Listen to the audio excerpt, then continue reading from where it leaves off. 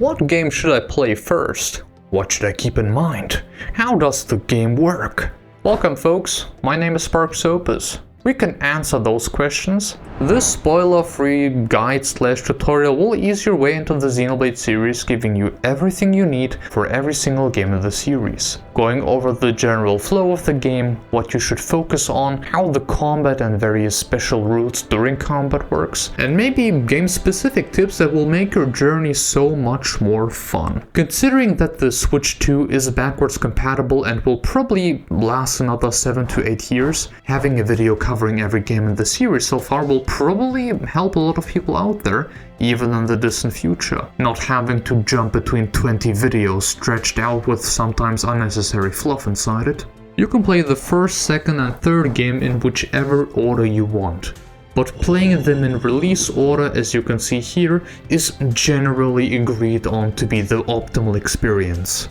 If you still decided to play them in a different order, please keep in mind that Future Redeemed is the conclusion of the trilogy, meaning it should be played as the very last game in any case. Xenoblade Cross, on the other hand, can be enjoyed completely by itself. You will miss a few cool references to the first game, but that's about it really. So let us start with the first game, Xenoblade Chronicles Definitive Edition, presented by Yggdrasil. The world of Bionis and Mechonis takes center stage in Xenoblade Chronicles 1. With the ancient and powerful Monado under his control, our main protagonist Shulk sets off on a journey that sees him traverse through a myriad of wonderful and intriguing environments and locales, all the while fighting the forces of the enigmatic Mechon. And in order to do so, we'll have many tricks of the RPG trade to keep us in good shape. From armor, equipment, gem crafting, achievements and more, here's everything you need to know to be ready for anything coming your way.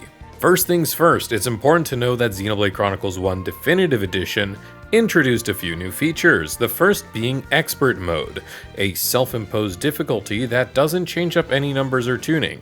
What this feature does, however, is store experience that you would otherwise be awarded through exploration and completing achievements. Choosing to activate this mode can help keep your characters at an even keel with the main story, should you choose to do any side activities, but if you ever feel like you need a bit of a boost, you have the ability to tap into your reserve experience. Vice versa, if you feel you may be taking out things a little too quickly and you want a slightly more difficult encounter, you can also choose to lower your level and put your character's experience back into reserve. Casual mode is also a feature introduced into Definitive Edition that does an excellent job at what it is, adjusting several factors such as damage and party gauge gain, reducing agility penalties, and weakening dangerous effects such as spike damage, all to make the game far more comfortable for story-focused players. And you better get comfortable because we got a lot of exploration to do. Now absolutely, take your time and explore every nook and cranny. Most zones in this game are highly expansive, and every first discovery of a landmark, location, or secret area that is a special landmark off the beaten path awards experience points, art points, and skill points that will be rewarded to all of your party members. Each area is littered with a wide range of collectible items represented by blue orbs, quest-related items represented by red orbs, and crystal nodes to mine for gem crafting. Blue items can also be placed into your Collectopedia in the menu, a chart that records items categorically, and for completing each category per zone, you are rewarded with bonus equipment and gems. The Definitive Edition of Xenoblade Chronicles 1 also has a nice quality of life feature that shows you where monsters and blue collectibles needed for quests are on the map. Monsters and items both are reset each time you fast travel as well, making it super convenient to quickly pick up what you need for a quest. What's more, uniquely named NPCs can be traded with, offering you items, be it monster drops or collectibles, provided you can offer them something equivalent in value. If you give them something of much higher value, they'll also be persuaded to give you additional resources. The game has both time mechanics as well as some unique weather that allows for different enemies or unique monsters to spawn at certain intervals. Also with time-based mechanics, please be aware that some quests are time-based and time-sensitive, and will disappear if you progress into the main story for too long. So if you happen to pick it up and you see it's time sensitive, you should probably work towards that. Lastly, once you unlock a zone, you are largely free to explore it to your heart's content. No unique character exploration skills or random boulders blocking your path. Just please be mindful of the wildlife, lest a gigantic gorilla 70 levels higher than you sneaks up from behind and beats you to a bloody pulp. To accompany each of these zones is a plethora of simply designed side quests. Just about every side quest in Xenoblade Chronicles 1 boils down into one of two categories, that is, monster hunting or item gathering. The grand majority of quests will see you come across many of these monsters and collectibles along the main way anyway, and there is no limit to how many quests you can have active, so if you see an NPC with a quest marker, always accept it. Chances are you may already have what you need. Additionally, another source of experience can stem from achievements, of which there are exactly 200 of, and while there are a few with weird caveats attached, the ever generic discover X amount of zones, deal X amount of damage, etc. will see you rewarded with a modest chunk of experience.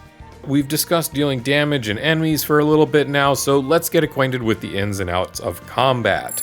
Xenoblade Chronicles 1's battles are a real-time combat system based on the tried and true trio of tanking, healing, and damage dealing. Simply target an enemy from a distance and draw your weapon, or lure the enemy to begin. You can also open with an ability if you sneak up on your opponent, but just be careful as most enemies can also get the sneak up on you as well.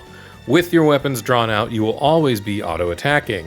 All abilities, called arts, are usable in combat and can be activated following a cooldown period for a set amount of time. Each party member can have up to 8 arts registered to their art palette at a time. You may select up to 3 arts at once to have them activate in rapid succession. Most arts not only have a set action such as dealing damage or healing, but they also have an additional criteria that makes their effects more powerful. For example, Shulk's infamous backslash will do double the damage if he strikes from behind his opponent. Each character also has a unique talent art, such as Shulk's Monado arts. There are a variety of arts to be considered and are grouped by color. Red arts are physical damage, and blue arts are ether-based, or they can provide buffs. Purple arts often have strong offensive capabilities or provide status effects. Pink arts are capable of inflicting the status Break. It doesn't do much on its own, but when followed up by a green art, enemies can become toppled, increasing your critical hit damage against them and making them unable to attack back for a few seconds. Lastly are yellow arts that inflict a status called Daze, and you guessed it, Daze can only be inflicted on a toppled enemy. Daze does have a few roles. It prevents enemies from changing aggro, it removes the auras off an enemy, and lastly, if the enemy was casting their own art, it will completely prevent the enemy from getting the cast off. Art color also has an important role in the use of chain attacks, which I will discuss shortly. Lastly, with regards to arts, they can be upgraded in the menu with the art points you acquire. Most arts to be fully upgraded will require books, which can be found in shops or with unique monsters. Shulk's Monado arts are especially important to upgrade as they either extend the time your party members can attack Mechon or strengthen your shields against enemy arts. If an enemy is about to cast an ability with a Roman numeral 4, for example, only a Monado shield upgraded to level 4 or higher can stop its damage. It's one thing to know what your arts do, but there are a few other aspects to combat crucial to really making the most out of things. The most notorious of which are Shulk's Visions, a reactionary, quick-time event mechanic that lets you see an art that an enemy will cast, and giving you the option as a player to decide what to do. You can expend some of your party gauge to have a party member use an art instantly, or you can try and daze your opponent and change the future. Let's also be sure to keep in mind the level the enemy is relative to your party. An enemy 6 levels higher than you will have a red nameplate, and while the reward is greater, they are much harder to hit and can block your damage more easily. Meanwhile, blue enemies are lower level and can be much easier to deal with, but won't offer quite as much experience, AP, or SP. Fighting opponents at a much higher level is also quite heavily discouraged by another combat feature known as tension. Your performance in combat will provide self-inflicted buffs or debuffs known as tension. If you keep missing attacks or they're being blocked routinely, your character can experience low tension, lowering your agility and making it harder to crit, but if you're doing really well in combat, be it either from supporting your allies or from meeting the bonus requirements of your arts, high tension can really let you keep up the momentum with greater agility and greater chain attack damage. Performing well in combat will also slowly increase your party gauge, composed of 3 smaller bars.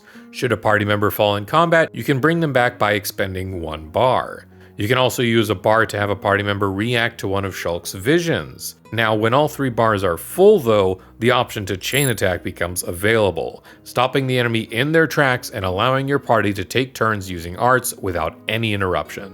Each party member will be able to go at least once and can go consecutively based on skills, tension, or affinity between characters. What's more, art damage can be significantly multiplied if arts of the same color are used in succession. Talent arts are also greatly important to consider during chain attacks, as they are neutral colored and can keep the multiplier up while allowing you to switch the color of the arts if you need to. Arts with statuses can also be stacked while in a chain attack, causing their durations or effects to be much longer and pronounced. Just be mindful of your art special conditions and your character's placement relative to your opponent before you begin a chain attack. Now, for all our quest clearing and battle prowess, what better a reward for our party members is there, save for weapons, armors, and gems to augment our base stats? Stats like HP, strength, and defense are straightforward, and it's best to think of Ether as an equivalent to magical damage, but agility is what is known as the god stat of Xenoblade Chronicles 1,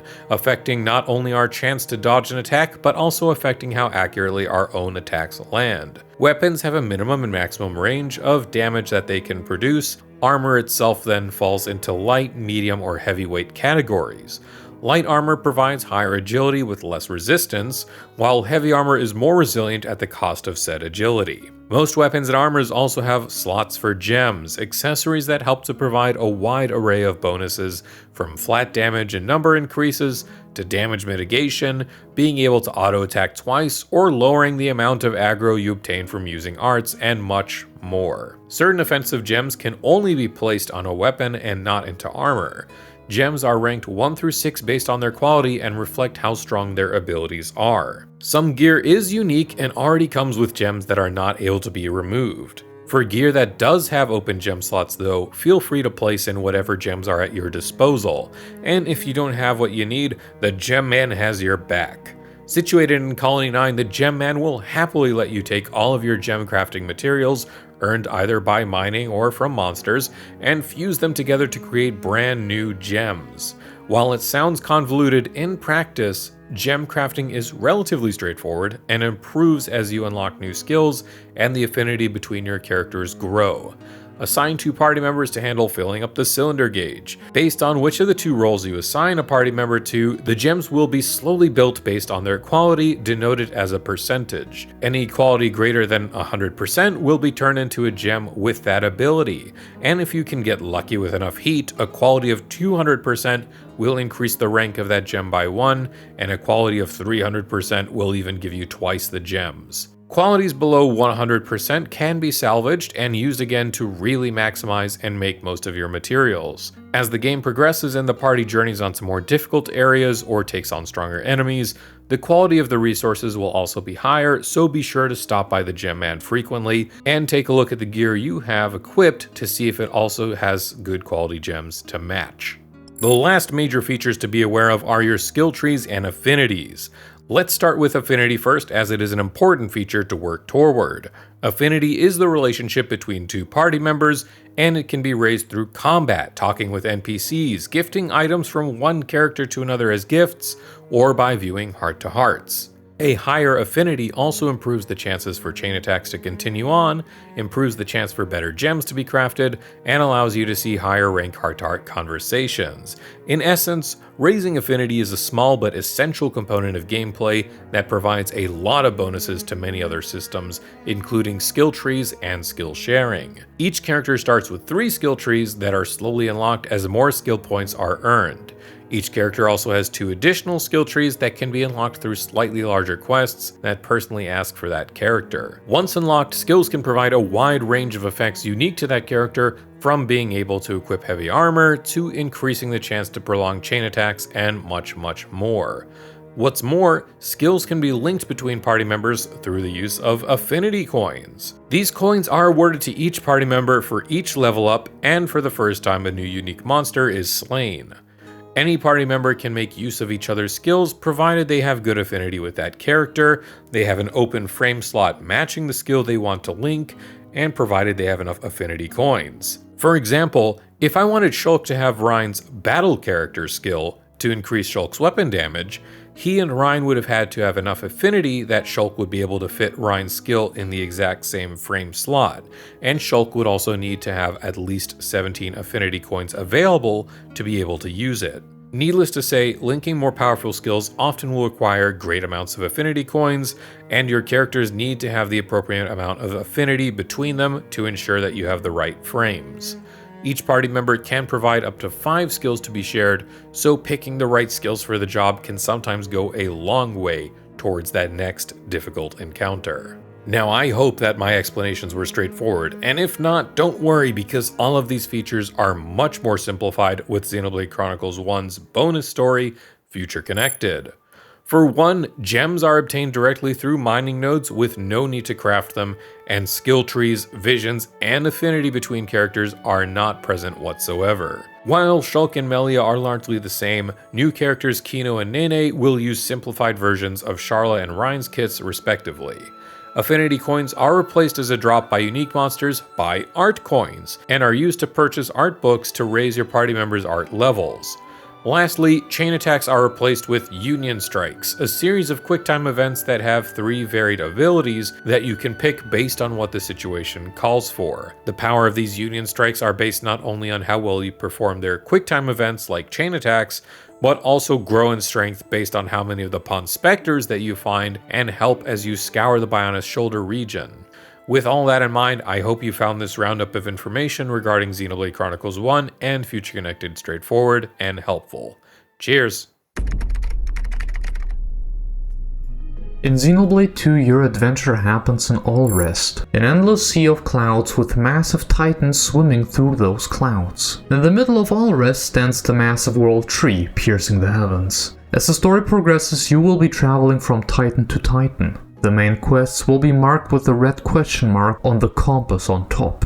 On that same compass will appear blue question marks, those being side quests. If you completed those side quests, a blue exclamation point will be there instead. While exploring the world, you will be able to find various chests, each of different value, usually ranging from wooden chests, Noppon barrels, golden chests, and many more. All of them contain things like money, items, key items, chips for your blades, and many other goodies that I will explain later. Just like in every game, you have a multitude of areas to discover, each containing secret areas and an endless amount of bosses to fight. Enemies and bosses can also drop important loot like horns, flesh, and more. With all of those activities, you will be gaining experience. Besides the regular experience, you will also get bonus experience. Should you have the need for them, you can make use of them by sleeping in an inn. You will also find various places on Titans where you can jump into the Cloud Sea to salvage important items and loot, which will help you through your adventure and a lot of side quests. Sometimes you will encounter field skills where some of your blades will need a certain arrangement of skills to open a chest or reach a new area on the map, or more than often just simply to loot places. During your adventure you will collect the blades. If Rex, for example, should receive a rare blade, it is his blade and no other party member can use that blade. Just so I mention it, you can use an item found in chests spread across various locations called an Overdrive protocol, which is giving you the ability to swap a blade onto another driver.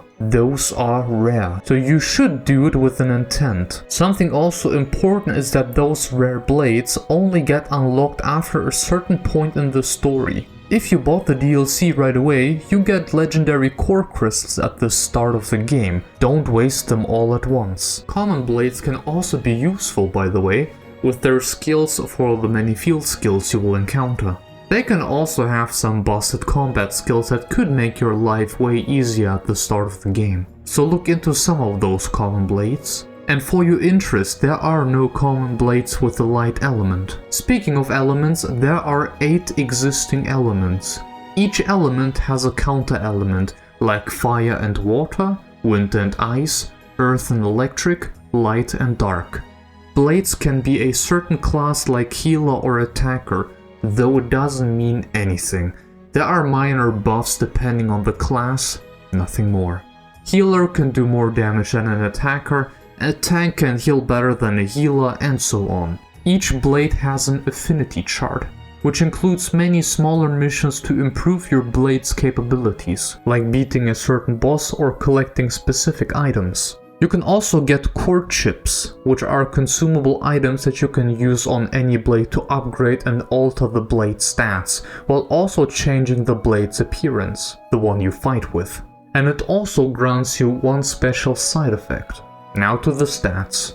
The stats of the main party are things you kinda expect from an RPG.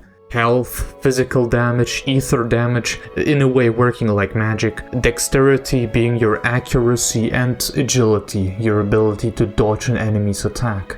Luck will be relevant for the gacha part of the game. Now the stats of the blade. You should ignore that auto and auto attack. This stat is your overall damage output. Crit rate and block rate are self-explanatory, so is the defense against physical and ether attacks. You can also ignore the strength part, since it isn't having any real impact on anything. You should just keep in mind that this stat raises when you unlock more orbs in your affinity chart. You can also equip aux cores on your blades. In a nutshell, you find blueprints to those cores everywhere on Allrest. Then you can craft them like gems from the first game, at those ether furnaces, and equip them on any blade you like. Cores like Affinity Max Attack, Indoor, Outdoor Increased Attack, various cores against specific enemy types, Fusion Combo Up, and Sunlight Eye or Night Vision are some of the best cores you can equip on your blade. Then there are still the accessories. Not for your blades actually, but for the drivers. Though what you equip varies from member to member, including their capabilities and which blade they are wielding. For this one, I would almost say that you simply pick the one that you think suits best. We have a Discord, by the way, where we are willing to help you out and give tips if you should be struggling somewhere. There is also something called driver skills. The most important driver skill for each driver to obtain by far is Art's Chain on Rex, or the same equivalent on other drivers, which allows you to cancel an art into another one, drastically improving both damage output and special build-up. There is also a menu for upgrading the arts you use for each blade. There's also an additional art that you can use in one of the 3 provided slots. As you fight enemies and bosses with that blade, you will get the experience points for upgrading these arts. You are fighting with your blades. All of those blades have different sets of arts to choose from. At the start of the game, you will only have one blade in your party. This will change if you progress the main story. You have 3 arts to choose from, with a 4th art being your special that will charge up the more regular auto attacks you will do. You can also cancel the auto attack by stepping right after the first auto attack. With this cancel, you can charge up your meter and make the battles go way faster. Those specials are used for something that is called a blade combo. If you start with fire, you could continue with fire, but also switch to water, as you can see from the options on the top right. Important is that it should be in a certain order. The special of each blade can go from 1 to 4. Level 4 is only reachable if your blade has an increased affinity with the driver. More on that later. Only 1 to 3 is really relevant for now. If you start a battle and perform a special, it doesn't matter if it's 1, 2 or 3. The combo has started and is labeled as level 1. Then you gotta perform another special with another compatible element, having at least a level of 2. Now you have upgraded the blade combo to stage 2. Now you need once again a compatible element with the level 3 special to finish a blade combo for massive damage. Awesome. And now the blade combo is complete. You also still have driver combos that you know from the first game, except that these got removed. Instead, you can launch your enemies after them being toppled, and then smash them on the ground for massive damage. You can also read the arts of each blade to see what kind of effects each art has. Then there is something called a fusion combo, being a combination of a driver combo and a blade combo. If you should start doing a fusion combo, you will be granted various buffs like increased damage, status effects lasting longer, or your party meter filling up faster, which are visible when you successfully perform a fusion combo. Of course, the biggest bonus is when you should make use of the higher end combos, like smash during a level 2 blade combo or using a level 3 blade combo during the enemy being launched into the sky. To perform a successful chain attack, you need elemental orbs. If you successfully created an orb, you will see it circling around the enemy during combat. How do you create those orbs? Like mentioned before, you can perform blade combos. If you successfully complete a combo with a fire blade, for example, you will get a fire orb. Complete one with an ice blade and you will get an ice orb. You can only have one orb of each element at the same time. If possible, try to get at least 5 of them during battle. If you have gathered enough orbs, you can start the chain attack if your party gauge is full. Those orbs are now displayed at the top of the screen, the party gauge being changed to a meter that will slowly fill up should you break any orbs on display. Like mentioned before, each element has a counter element. Each orb needs 3 hits to break. Using a water blade while a fire orb is present will result in the fire orb receiving 2 hits instead of 1. Should you choose another random element, the game will also choose a random orb to target. If you break enough orbs, filling up the chain attack meter completely, something cool will happen. Should you kill an enemy during a chain attack, you start an overkill.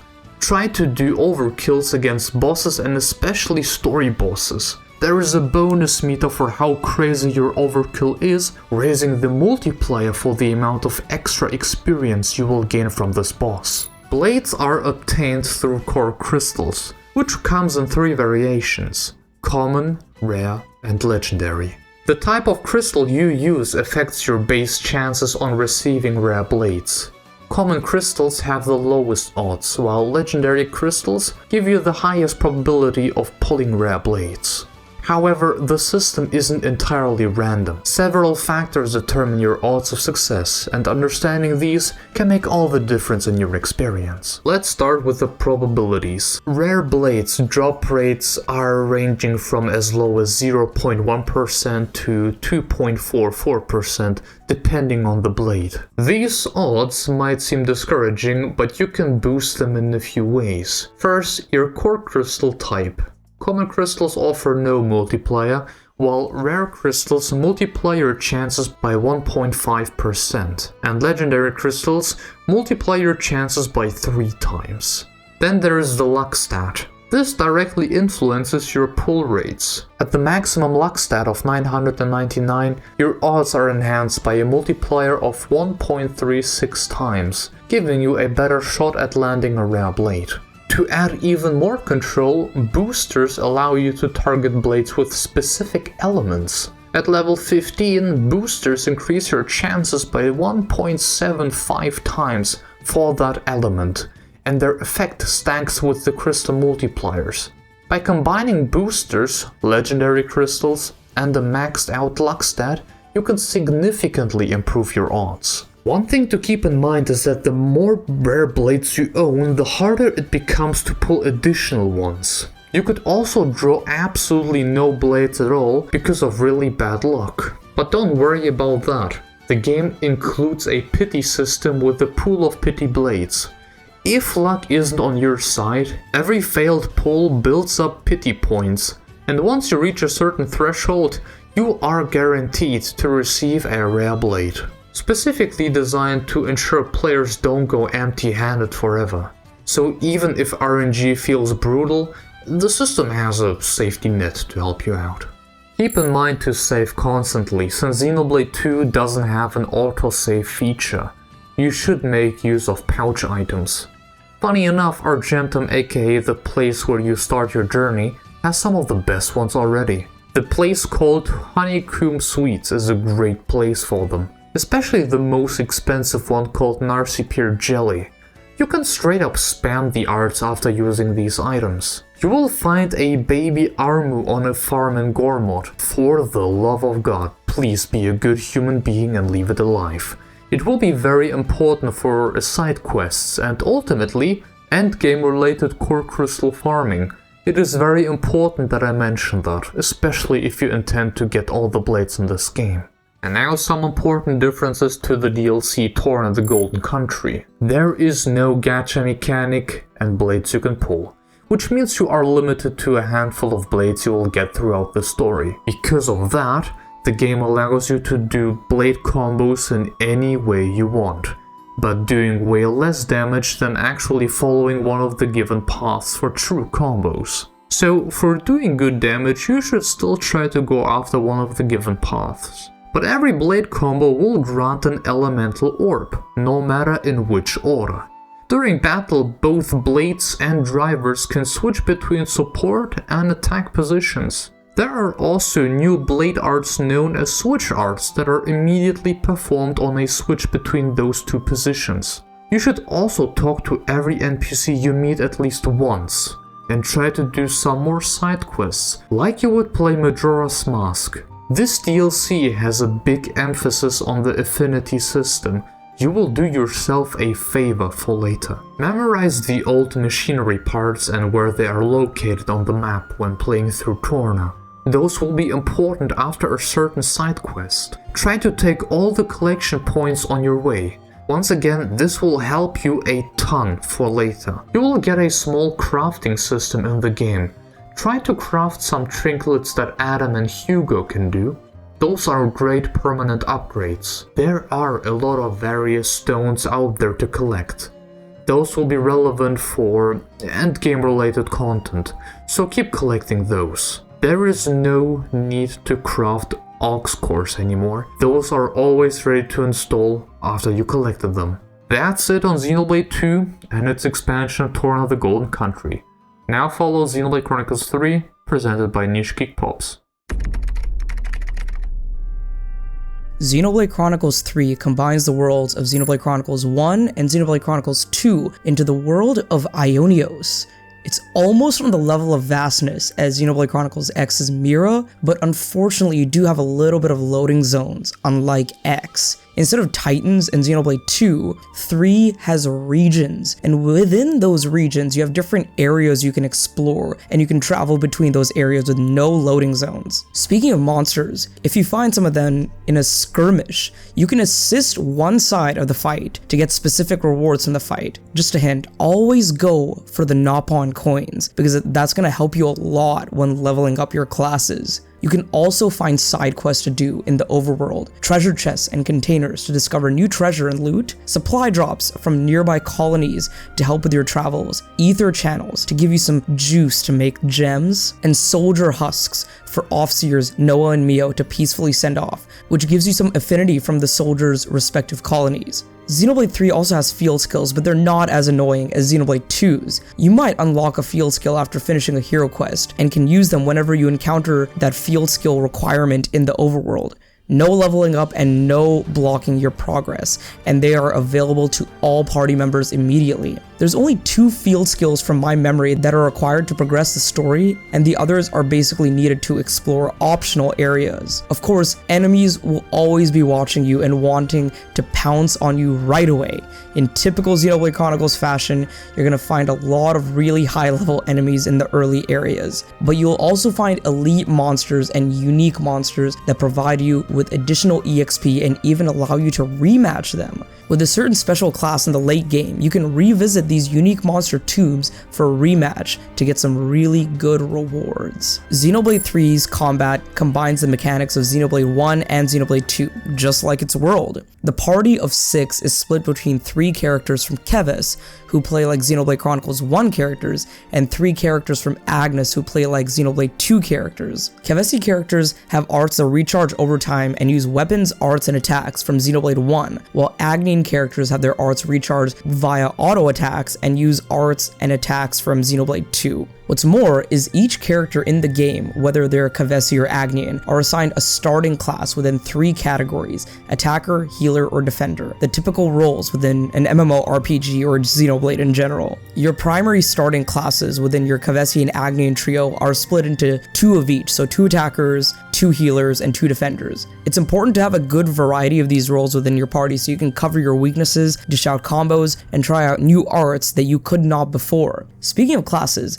Xenoblade 3 has a job system where you can change classes whenever you want if they are unlocked. Once a class is mastered, you can transfer their arts and skills over to another class, just like in Xenoblade Chronicles X. And any character can inherit any class, but of course, certain characters will have a certain affinity towards certain classes. Unlocking classes is done via hero quests. These are very in-depth, lore-heavy, and fully voice-acted quests that end with significant rewards, which are a new class and a new hero. I'll get into heroes a little later, but your new class is immediately given to one of your party members, and as they use that class more and more in the field, your other party members will gain EXP for it, and eventually will be able to unlock it on their own. This progress can be sped up with the Nopon coins I mentioned earlier, so remember to stash up a lot of those because you're going to need them. The more classes you master, the more arts and abilities you'll have under your belt to add to other classes, so you can continue to mix and match abilities. So for example, you can add healing abilities to your attacker to keep them alive, attacker abilities to your healer to reduce aggro, and so on and so forth. Heroes are the ones who award you with your new class, but can also be added to your party as a 7th party member.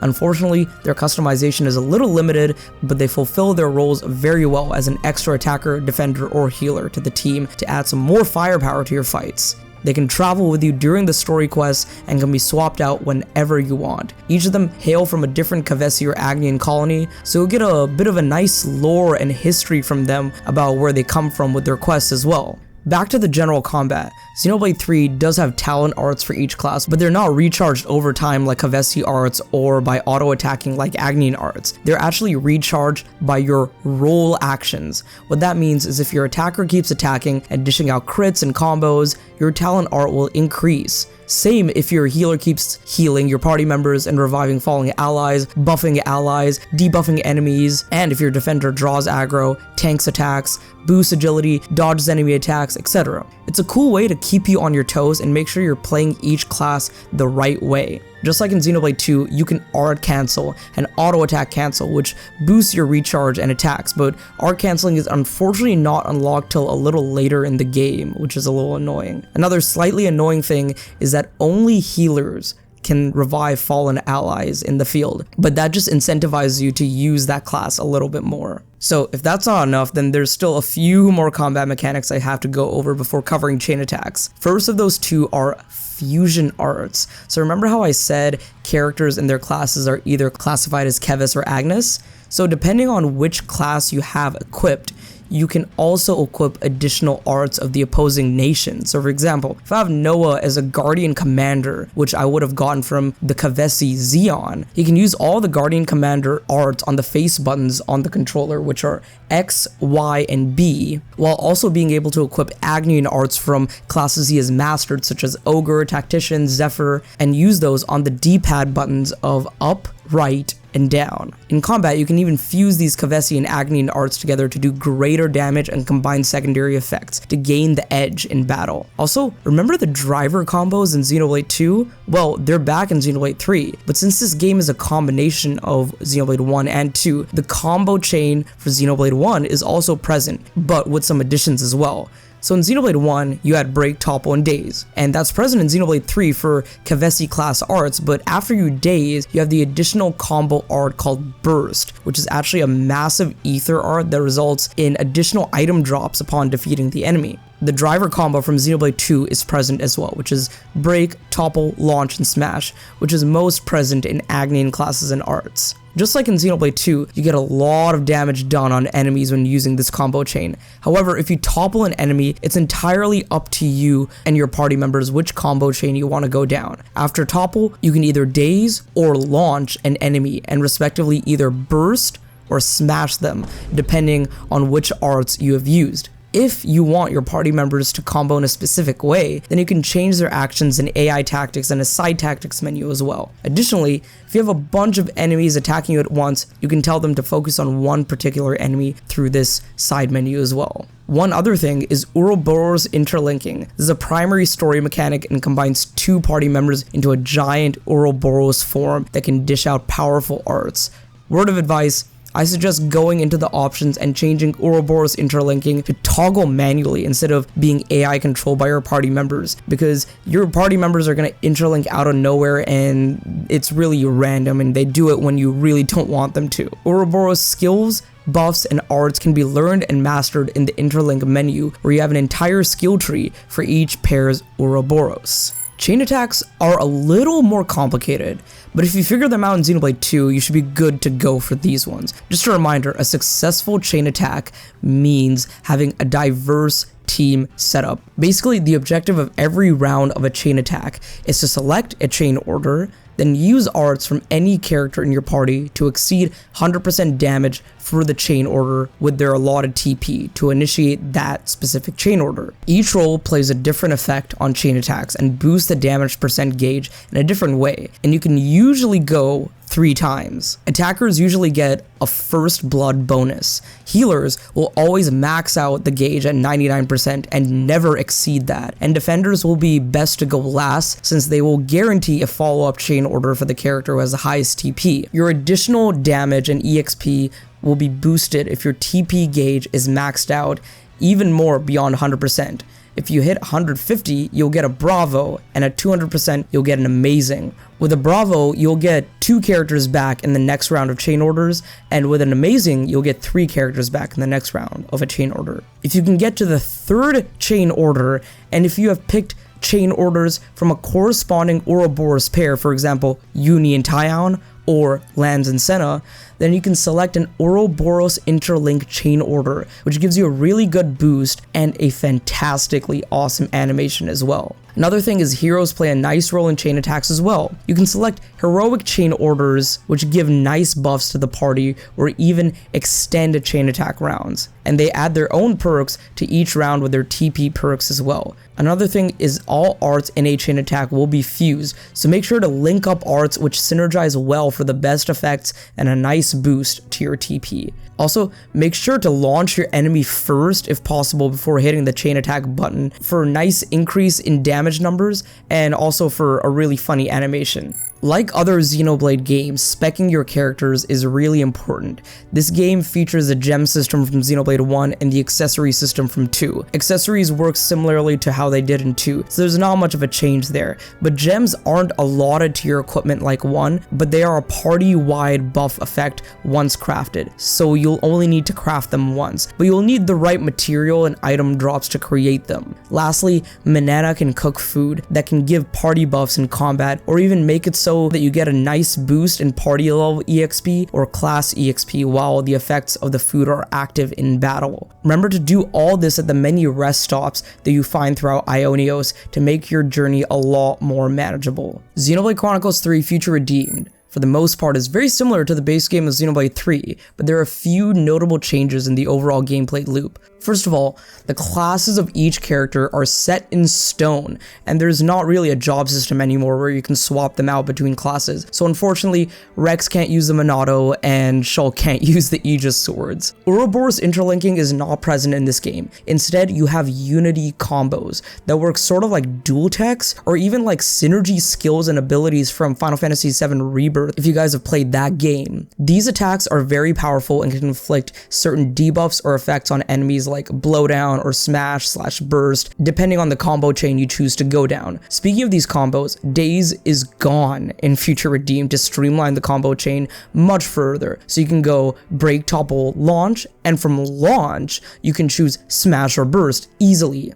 Unity combos can also be used in chain attacks as a replacement to Ouroboros chain orders and can inflict certain effects, debuffs, and ailments to the enemy, similarly to how they work in the base game. Your Unity pairings can be changed in the menu at any time, and each 2 party pairings will result in a different attack with its own unique animation, effects, name, and use in battle. So don't be afraid to experiment around with these, because it's very interesting to mix and match different party members and see the interesting combinations you can make. One final major change in Future Redeemed is the overall gameplay loop of leveling up your characters and making them stronger. This is seen in the Affinity goals system, which gives your characters new skills, arts, and passives, while also encouraging you to explore the new area a lot more to gain these rewards. This system actually reminded me a lot of the Frontier Nav system in Xenoblade X, but it's a lot more approachable and simpler in my opinion. Basically, affinity goals are split into 6 categories: exploration, affinity scenes, battle missions, community, enemypedia, and collectopedia. By completing each of these actions, you can get affinity points that can be allocated to any character to unlock additional arts, level up existing arts, learn new skills, or level up existing skills, etc, etc. With however many affinity points you have, you can allot them to whichever characters you want, or you can just put them all into Rex and make him an insanely powerful DPS attacker that you can power through the rest of the entire game with. And like I said, each of these affinity goals encourages you to explore the region of Cent Omnia a lot. Exploration means adding ether rails and lifts around the region to explore new locations and landmarks. Affinity scenes work as heart-to-hearts and are references to older games. Battle missions are for unique monsters and tougher enemies. Community relates to all NPC side quests. Enemypedia, which is the game's bestiary, is filled by defeating certain numbers of each type of monsters, and the collectopedia is where you can fill in collectibles you find like in Xenoblade 1. Each of these activities will reward you with affinity points which you can cash into your characters, and it's a really great and rewarding gameplay system that rewards your exploration efforts as well as powering up your characters. In addition to all this, you should take notice that all your characters won't have all their arts, skills, and gem slots unlocked once you start the game. The reason for this is you're going to need to explore around Cent Omnia to search for these unlock kits so you can unlock all of them one by one. It's a little annoying you have to do this, but again, it does reward your exploration efforts, and by going out of your way to find these, you're going to knock out a lot of other affinity goal related activities on the way, which is going to make you a lot stronger. So there's going to be no time wasted for your exploration efforts. Exploration in X is similar to the other games, but it's also very different in many ways. The moment you first gain control of your avatar character will make some of these differences very clear. The games in the numbered trilogy all have slower running speeds and shorter jump heights. They're built around that more limited movement, so it's fine, but sometimes you just want to move faster, you know? In X, there's a sprint button that allows you to move around the game's massive environments at incredible speeds. You also jump ridiculously high, which is very helpful when scaling cliffs and mountains. There's no fall damage in this game either. The world of X is also very different in terms of its structure. Unlike the other games, there's a main hub area. This is New Los Angeles, or NLA. It's the home of the Blade Barracks, your base of operations where every main story mission starts. NLA is also where you'll be purchasing and crafting equipment, recruiting party members, and taking advantage of most online features. As you explore the city, you'll meet plenty of people with their own problems that you can help solve. These are this game's side quests, and there are 3 different types of them. Basic missions are accepted from this terminal by the barracks. These usually only amount to defeat 5 of this type of enemy, or collect 10 of these materials, or something like that. You'll find yourself passively completing these objectives as you explore, so it's a good idea to accept a bunch of them before you head out into the world. There are a few basic missions with very special rewards and objectives though, so keep an eye out for those. Normal missions are more interesting. Most of these are very story-driven and involved. Some of them have branching storylines that will be impacted by the choices you make and the way you go about clearing their objectives. A number of them also massively impact NLA and the people living there. These are awesome, so I definitely recommend finishing as many of these as you can. Finally, there are the Affinity missions. These are fully voice-acted and largely optional story segments that focus on your other party members. They're full of character development and backstory for your teammates. You'll also be able to meet and recruit new party members on some Affinity missions, so they're worth checking out for sure. After gathering your team, suiting up, and maybe accepting some quests, it's time to get out there and explore. Mira is a massive open world with 5 sprawling continents for you to discover. After progressing a little bit in the main story, every one of these continents opens up. So long as you can make it to your destination on foot and live to tell the tale, you can go anywhere you want. Each continent has plenty of landmarks and secret areas to discover and items to collect. It's a lot like the rest of the series in that way.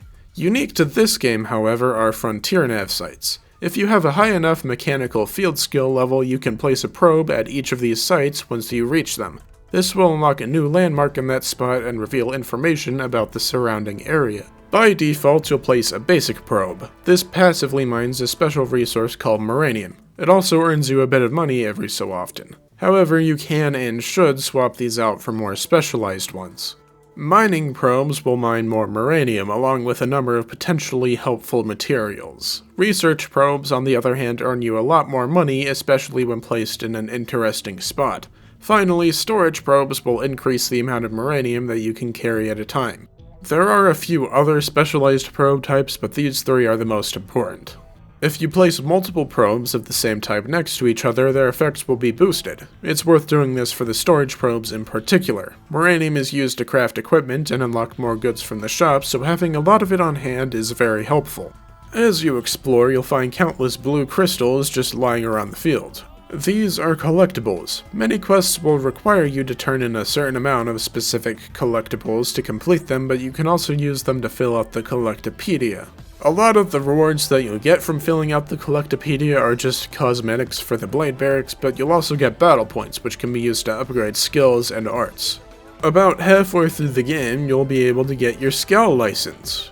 Yes, it does take a very long time to unlock one of the main selling points of the game, but it's absolutely worth the wait. These mechs are powerful, fast, and cover a lot of height with their jumps. Having one around makes the massive and, at times, unforgiving world so much more manageable. Even later on, you'll get the Flight module. With the power of Flight, Planet Mira is all yours to explore in full.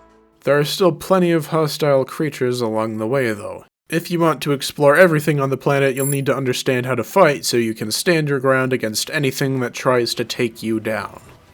The base of Xenoblade X's combat is pretty similar to that of the first game. You can move around the enemy while using auto attacks. The menu style of selecting and using arts with special effects also makes its return. There are a number of differences, though. First, you actually bring two weapons into battle, a ranged weapon and a melee weapon. You can switch between the two at any time by pressing the X button, which you'll definitely want to do often. It allows you to sort of bypass the downtime in between one weapon's auto attacks, and it also allows you to take advantage of secondary cooldowns, which I'll cover in a bit. I should probably talk about how arts work in this game first, though. Just like Xenoblade 1, all equipped arts will be available at the beginning of a fight and they'll naturally recharge over time after use. There are 5 different types of arts. Melee arts are orange and ranged arts are yellow. These are both used to deal damage in different ways. Debuffs are purple and buffs are green. They're pretty self-explanatory. Auras are a little more interesting. They're like more specialized buffs. Their effects are more powerful, but you can only have one aura active at a time, and there may be some drawbacks, so it's good to be mindful of that when deciding your loadout. Now it's time to talk about secondary cooldowns. Once an art's cooldown is over, it'll begin to overcharge while you auto-attack with the weapon it's tied to, as indicated by this green ring. Once that ring has filled up, the art has leveled up, and it'll have a bonus effect when used. Another major difference from the other games in X is the fact that each character has an extra resource in battle. This is TP, or tension points. These can be used for a number of things, tension arts in particular. These include all auras, more powerful damage-dealing arts, and even a few buffs. You'll be able to tell these apart from normal arts thanks to the big TP letters on their icons. TP is also used to revive party members, which honestly isn't that important in this game. Later on, it's used for Overdrive, but you don't have to worry about that just yet. You can get TP through a number of means. These include auto-attacking, using some arts, and the soul voice system. Throughout combat, your teammates will often request support or give advice to you and your other party members. If you or anyone else uses the correct type of art while these requests are still active, a bonus effect will be triggered. These depend on the specific request that was given, but some of them include increased damage, HP restoration, and significant TP gains. You may notice these QuickTime events that show up on the screen throughout battle. With these, you'll gain HP and TP depending on how well you timed your B button press. You'll also gain 1 level of morale and give a soul voice request of your own. Increased morale and more soul voices are only a good thing for you and your team, so definitely try to time those button presses well. Finally, there's the appendage system. Most enemies in the game have different body parts or pieces that can be damaged and destroyed. You'll automatically target an appendage when you're close to it, but you can also lock onto it by clicking the right stick in. That's definitely worth doing if the appendage is normally out of reach or if you're moving around a lot. Why would you do this? Well, you'll usually get more items after the battle is over when you destroy appendages. Some enemies will also use their appendages for specific attacks, so destroying them will keep you safe from those. That's all for the base battle system. Now it's time to get into Overdrive. Overdrive is a central mechanic in X, much like the chain attacks in the other games. Unfortunately, the endgame tutorial basically tells you that you unlocked it and then it gives up. I don't know if they'll fix this in the definitive edition, but that's how it is in the Wii U version at least. I'll do my best to explain everything without taking up too much of your time. When you have at least 3000 TP, you'll be able to activate Overdrive whenever you want by pressing A while hovering over this thing in the middle of your arts. While Overdrive is active, you'll temporarily unlock a third level for all of your arts, a tertiary cooldown. Your arts will also charge significantly faster. This is already really helpful, but it gets a lot more complicated from here. When you use an art, this big number will pop up in the middle of the screen. This is the counter. Each time you land a hit from a damage-dealing art, this counter will go up by 1. As the counter gets higher, your damage will increase, your art cooldown times will decrease, and the enemy will be less likely to resist your debuffs. These are all very useful effects, so do everything that you can to get that number as high as possible. You'll want to do that quickly too, because by default, Overdrive only lasts for 10 seconds. Color combos should help with the counter at least. If you use a green buff art and follow it up with anything that deals damage, the counter will actually go up by 2 per hit instead of 1. If you use this in combination with a quick art that hits several times, it shouldn't take too long for you to reach the maximum count of 100. But how are you going to do this in only 10 seconds? That's where the final piece of the puzzle comes in. Color bonuses. Using a green buff art at any time will extend Overdrive time slightly, while using a blue aura art will extend it significantly. Using a purple debuff art will give you some TP for every hit you land, which will allow you to manually reset the timer by reactivating Overdrive if you manage to hit 3000 again. These bonuses all scale with the counter, which is yet another reason to focus on getting that as high as you can as quickly as you can. I must warn you though, don't use orange melee arts and yellow ranged arts back to back. If you do this, the counter won't increase at all, and you won't even be able to take advantage of the bonus damage that comes with a high counter. That's just something to be aware of in the heat of the moment. With the specific mechanics of Overdrive out of the way, I'll try to quickly explain the general gameplay loop. Upon activating Overdrive, you'll want to increase the number on that counter as quickly as possible using damage-dealing arts in combination with buffs. You'll also want to use a lot of debuffs to gain TP, which you can use for auras or even Overdrive reactivation if necessary, anything to keep you going. When the counter is significantly high, you'll then want to focus on dealing massive damage with tension arts and the like. Keep using other arts as necessary to extend the timer and you're all set.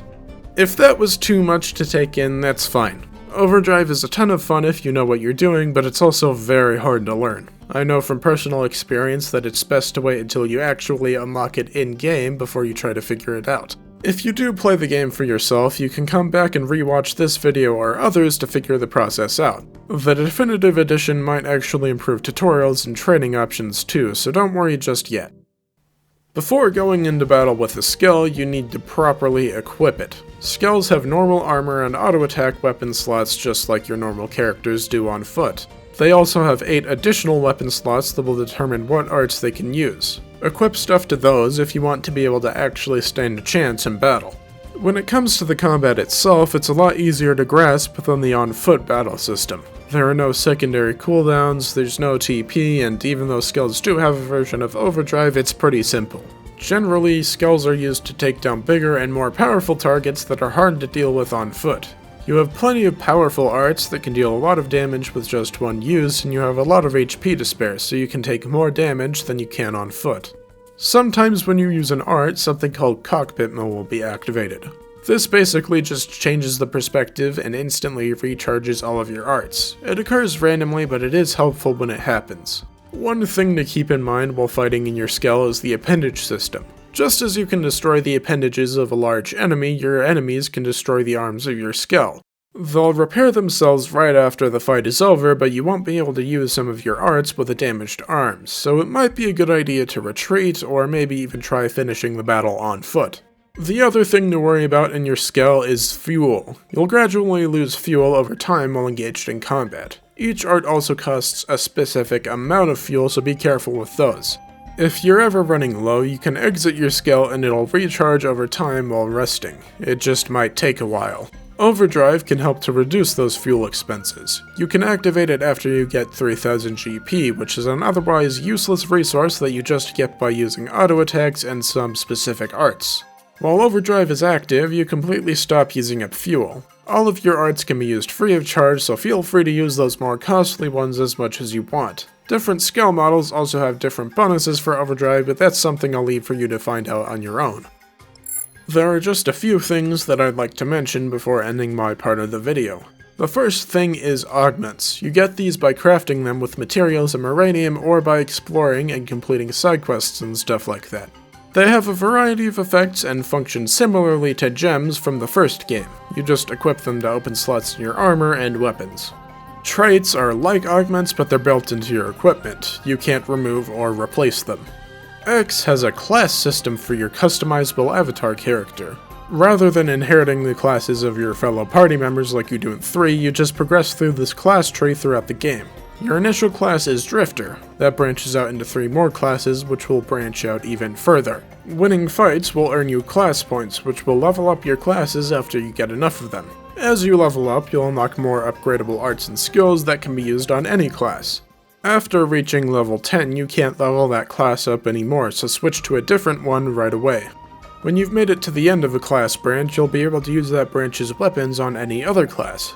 Eventually, you'll be able to mix and match any 2 weapons and take advantage of any particular class's perks, allowing you much more freedom in how you approach combat and character building. I have just one final tip for classes. I would recommend finishing the dual guns and dual swords branch first. There are 2 extremely helpful skills called Hellhound and Phantom Counter that are unlocked as you level up some of those classes. They make Overdrive much more manageable, so you'll definitely want to have them as soon as possible. As one last note on combat-related things, there's an important stat called Potential. This will determine how much health you'll regain from soul voices and arts that restore health. More importantly, Potential determines how much damage will be dealt with tension arts. Increasing Potential will drastically increase the effectiveness of these arts, so be sure to do that. Moving on, field skills are used to place probes, as previously mentioned, but they're also used to open containers, investigate wreckage, and interact with various other points of interest that you'll find as you explore.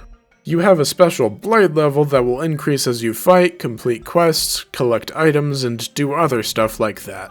When you level up, you can speak to this slightly suspicious woman named Eleonora by the barracks and level up one of 3 different field skills. These are mechanical, archaeological, and biological. I recommend leveling up mechanical as much as possible first because that will allow you to place more probes. After a skill reaches level 4, Eleonora can't help you upgrade it any further. However, you can accept a mysterious off-the-record mission from the terminal nearby. These are pretty cryptic and difficult, but you'll be able to raise that particular field skill to its max level of 5 if you're able to complete each of the objectives. Finally, there are the online features. Each time you start up the game, you'll be matched with up to 31 other players in a squad. You don't interact with them directly, but you'll find them hanging out throughout the world. You can actually recruit a non-playable computer-controlled version of another player's avatar character. They'll fight alongside you for a limited amount of time. This could be helpful if you get stuck and need the help of a stronger character. If you raise their scout level high enough before releasing them, you'll get a special item called a blade medal that can be used for other online features.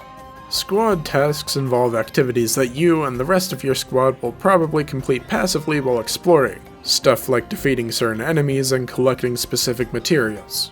As you complete these squad tasks, squad missions will open up at the Blade Barracks. These are combat missions that you can invite other members of the squad to join in on. As you complete more tasks, higher level missions with better rewards will open up. As players throughout the world complete more and more squad missions, global nemesis battles will occur. These are events that involve fights against massive and powerful bosses. They're like the raid bosses that you'd find in MMOs and other online games. These bosses have an insane amount of HP, so you and every other player in the game will have to chip away at that massive health bar in order to defeat them. You'll get special materials based on how much damage you did to the boss at the end of any given battle session. After the boss is defeated, each player will be rewarded based on how much damage they did. That's really all there is to say about Xenoblade X. I hope this section was helpful. I hope this video helped you to understand how each game works and will make your experience way more enjoyable. An absolutely massive thank you to each of the creators who helped me create this behemoth of a video. Igdradil, Niche Kick Pops, Total Red Lad, I really appreciate your guys' help with this video. Where can we find each of you?